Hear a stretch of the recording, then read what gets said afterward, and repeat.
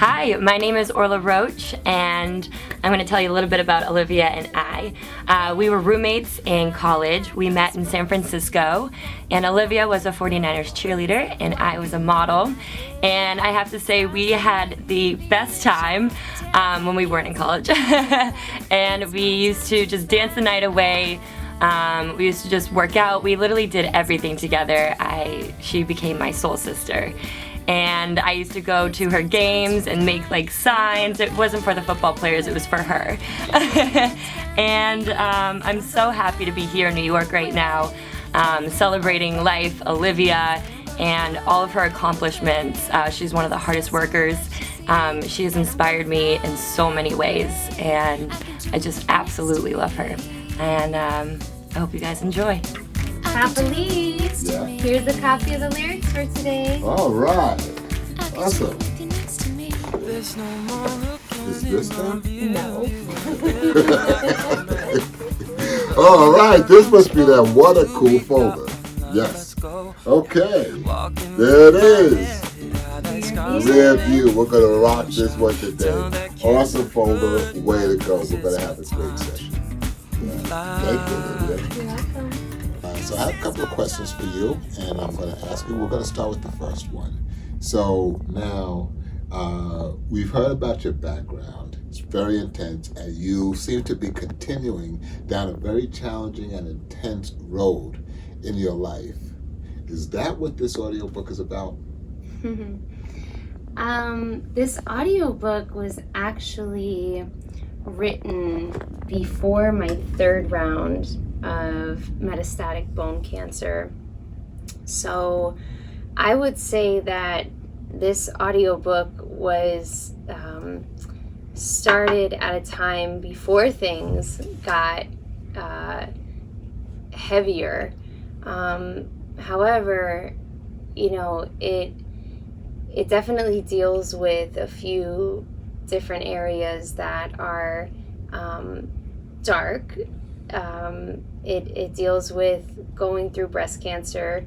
It deals with domestic violence, but it also deals with the human spirit. It deals with fighting. It deals with faith. It deals with family. It deals with friendship. It deals with faith and relationships, and it's really the full circle of life. It's showing God's grace in the middle of a whole bunch of brokenness. The inspiration for this audiobook was pain. There was a lot of pain that was a wake-up call for me. Pain that started in my body, pain that started in my emotions.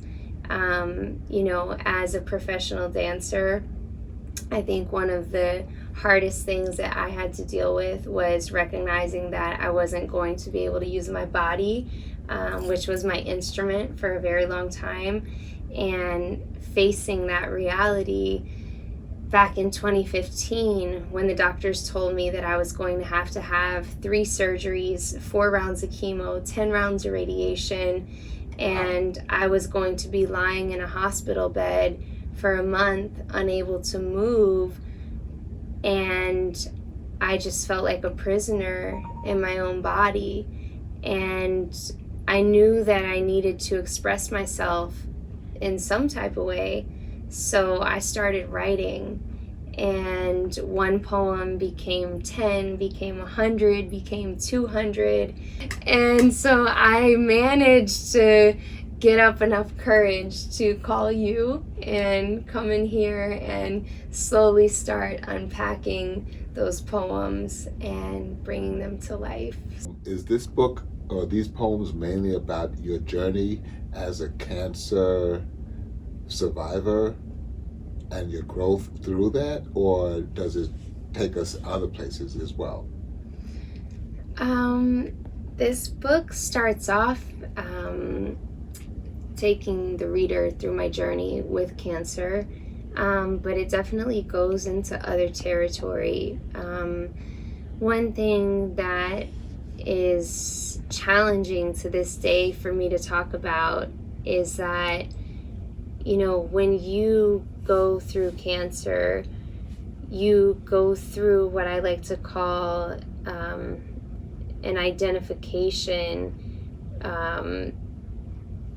like, crisis. You know, there's really not a different word for it, especially as a woman. I don't know if that's really the same case for men, but as a woman at 26 years old, losing both of my breasts, losing all of my hair, losing my eyelashes, losing my eyebrows,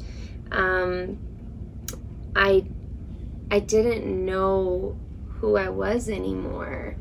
And then not being able to dance when I had danced my whole life, I lost my identity. And so that was very, very challenging for me. So I talk a lot in the book about, like, not knowing who I was. And, you know, one of my favorite scriptures says, "Bless the Lord, oh my soul." And it doesn't say bless my mind. It doesn't say bless my body. It says bless my soul. And so the book has a lot to do with, like, soul work. I speak about cancer, but I speak about the journey of losing myself and then ultimately finding myself and refinding my identity. For me, it was finding myself in Christ and, you know, finding my spirit and finding my soul through God. And so it was like I was lost, but I was able to be found. And, you know, for me, that's the most beautiful transformation. Let's talk about people for a quick minute. So, Yes. It seems like sounds like you were on top of the world. Yes. You know, you were like in your mid-20s, somewhere around that area. You know, you have everything going for you, perfect health, everything is great. You know, you're doing all of these things. You're ready to take the world by storm. Mm-hmm. Everybody loves Olivia. Mm-hmm. Okay, so now there's a saying that everybody loves you when you're on top. You know, everybody loves a winner. Now, there's another saying, nobody wants you when you're down and out. Mm-hmm.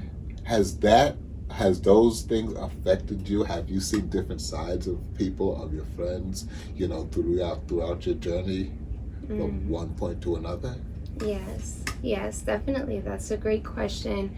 I've absolutely seen different sides of people throughout my journey.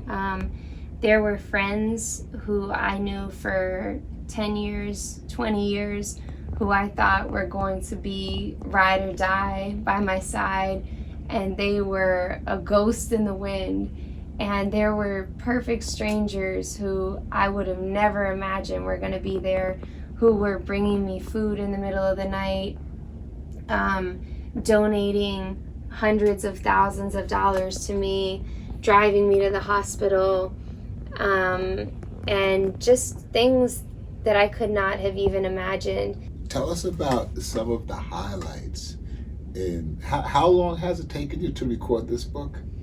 In reality, it's taken about a year to record this audiobook because I received a third cancer diagnosis this past December 2020 after COVID hit. It returned to my bones again for the third time. It spread to 6 places, and I had to take another break.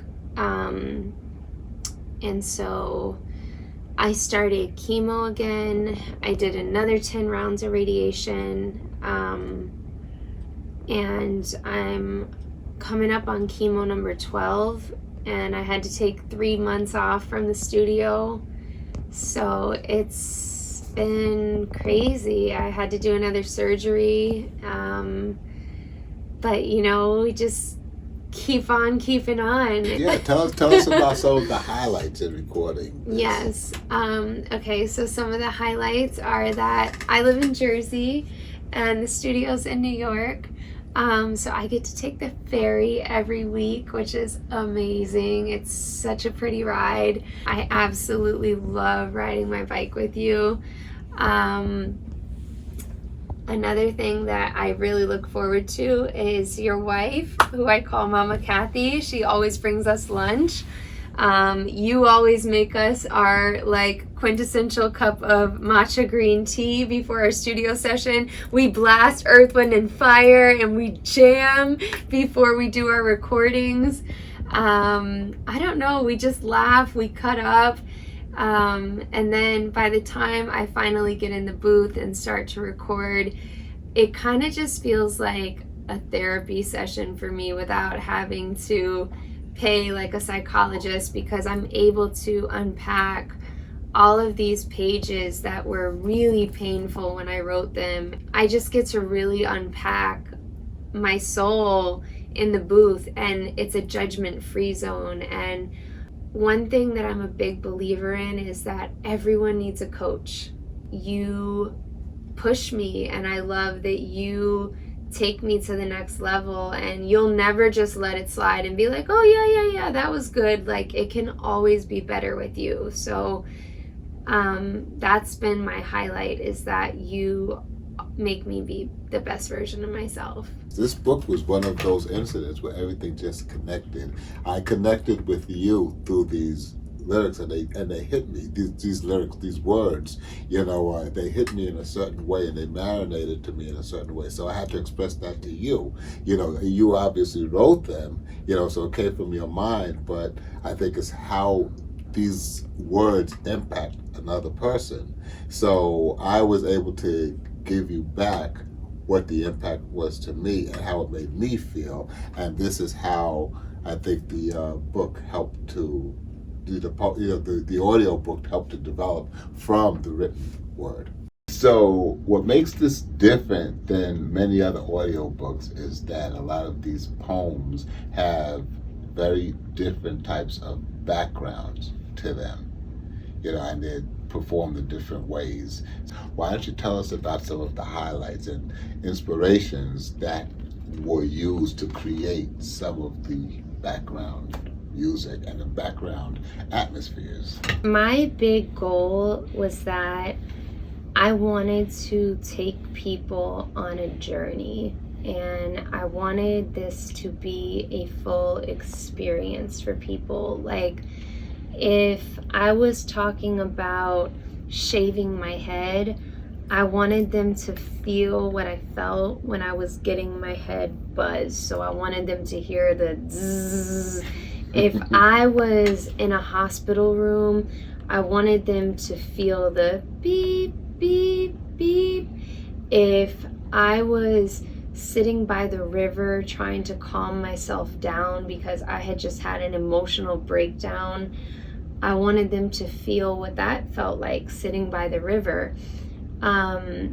If I was in a courtroom because I had just gone through a domestic violence case, I wanted them to feel the anxiety of walking through the courtroom in high heels and my heart beating out of my chest. And you understand the point. So I wanted them to live what I was living. My name is Live. So I wanted them to go on this journey with me, and I wanted them to live what I was living, and I wanted them to experience what I was experiencing. One of my prayers every single morning is I pray, God, give me eyes to see, give me ears to hear, and give me a heart to feel. And I wanted the viewer and the listener to see it, and I wanted them to hear it, and I wanted them to feel it. So it's a full audio experience. And so that's what we're doing. We're really taking them on this journey with us, and we're bringing them into these rooms, whether it's the hospital or the courtroom or nature. They are there with us. Even if they're in a New York City subway with their eyes closed, they're in the room with me. So Olivia, what makes this audiobook different? It's the God within my story that makes this special. And I've seen God's faithfulness and I've seen His goodness over my life twice. And I'm believing that He's going to show His face again for the third time. And I'm believing for healing. And this book is just a testament of the miracles that He's already shown in my life. And I believe that every single person, every single woman, every single man should have a copy of this book so that they know that God is alive and that He's real. I know everybody is now excited out of their mind. When and where will they be able to get a copy of this audiobook? It will be available on Amazon Prime, on Audible, on Kindle, and on all major networks. The show must go on. Get your copy. Olivia Hutcherson, and we are recording here at Jambox and editing in the meantime. Cannot wait to share with you guys.